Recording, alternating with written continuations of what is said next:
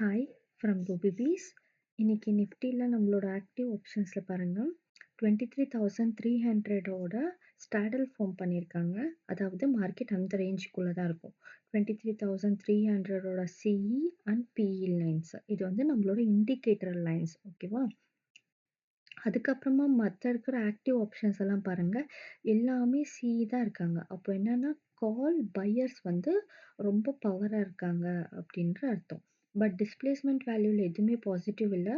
So கொஞ்ச நேரம் wait பண்ணி பார்ப்போம். நம்ம பை சைட்லேயோ செல் சைட்லேயோ நிற்கணும்னா another condition open and close இந்த ரேஞ்சுக்கு மேலே இருக்கணும் மார்க்கெட். ஓகேவா? அப்போது பையும் இந்த ரேஞ்சுக்கு கீழே இருந்தால் செல்லும். ஸோ அந்த மாதிரி ஒரு சுச்சுவேஷன் வர வரைக்கும் நம்ம மார்க்கெட்டில் வெயிட் பண்ணணும். இன்னும் கொஞ்சம் நேரம் கழிச்சு பார்த்தீங்கன்னா சேம் க்ளோஸ் கிட்ட வரைக்கும் போச்சு. சேம் அதே மாதிரி அந்த ரேஞ்சுக்குள்ளேயே தான் இருக்குது பாருங்கள் மார்க்கெட்டு. டிஸ்பிளேஸ்மெண்ட் வேல்யூ எவ்வளோ நேரம் ஆகியும் டிஸ்பிளேஸ்மெண்ட் வேல்யூ வந்து அதிகமாக எதுலையுமே ஆகலை.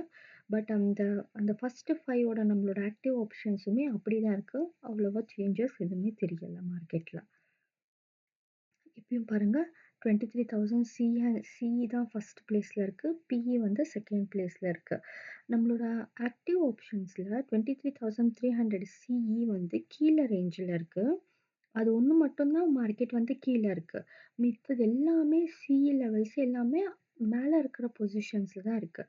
ஸோ மார்க்கெட் வந்து இன்றைக்கி மேலே அப்வர்ட் மூமெண்டம் தான் தெரியும். ஒரே ஒரு பிஇ இருக்கிறதுனால புட் செல்லர்ஸ் வந்து ரொம்ப பவராக இருக்க மாட்டாங்க. ஏன்னா எல்லாமே சி இருக்கிறதுனால கால் பையர்ஸ் வந்து அதிகமாக இருக்காங்க. மார்க்கெட்டை வந்து மேலே தான் புஷ் பண்ண ட்ரை பண்ணிட்டு இருக்காங்க. பட் ரெண்டு சைடுலையுமே ரொம்ப ஈக்குவல் ஃபோர்ஸ் இருக்கிறதுனால தான் மார்க்கெட் வந்து ஒரு ரேஞ்சிலேயே இருக்குது இன்னைக்கு. நேற்றும் அதே மாதிரி தான் இருந்தது. ஸோ இன்னைக்கும் அதே மாதிரி தான் கண்டினியூ ஆகிட்டு இருக்கு. பாருங்கள், டிஸ்பிளேஸ்மெண்ட் வேல்யூவும் அது அவ்வளோவா எதுவுமே அதிகமாக இல்லை. But markets still is in the range. இது வந்து நிஃப்டி இண்டெக்ஸில் பார்த்துட்டு இருக்கிறது.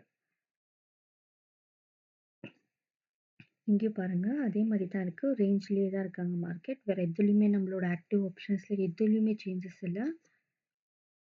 அதுக்கப்புறமா பாருங்கள், இந்த லெவலில் டச் ஆன உடனே கடைசியில் நம்மளோட நான் சொன்ன மாதிரி கால் பேரியர்ஸ் வந்து ஜெயிச்சுட்டு மேலே போயிட்டுருக்கு மார்க்கெட்டு. பட் இது வந்து ஒரு ரேஞ்சில் இருக்கிறதுன்றதுனால நம்ம இன்னைக்கு எதுவுமே ட்ரேட் எடுக்க முடியாது. ஏன்னா ஒரு ஓப்பன் க்ளோஸுக்கு மேலே இருக்கணும், இல்லைன்னா கீழே இருக்கணும். அப்போ தான் வந்து நம்மளோட ஈஸியாக மார்க்கெட் கூட ட்ராவல் பண்ண முடியும். இந்த மாதிரி ஒரு ரேஞ்சுக்குள்ளேயே இருக்கிறப்போ நம்ம ஜஸ்ட் இன்னைக்கு வாட்ச் மட்டும்தான் பண்ணணும். இங்கே பாருங்கள், அதே மாதிரி 23,300ல் 23,300ஓட கால் ஆப்ஷன்ஸில் கரெக்டாக 23,300 டச் பண்ணியிருக்கோம். அதே மாதிரி புட் ஆப்ஷன்ஸ்லையுமே 23,300 டச் பண்ணியிருக்கு. பட் இன்னைக்கு நம்ம வந்து ட்ரேட் எடுக்க முடியல. ஏன்னா அது வந்து ஒரு ரேஞ்சில் இருந்ததுனால. இல்லைன்னா நம்ம வந்து அது ரேஞ்சில் இருக்குது, ஓகே ஃபைன்.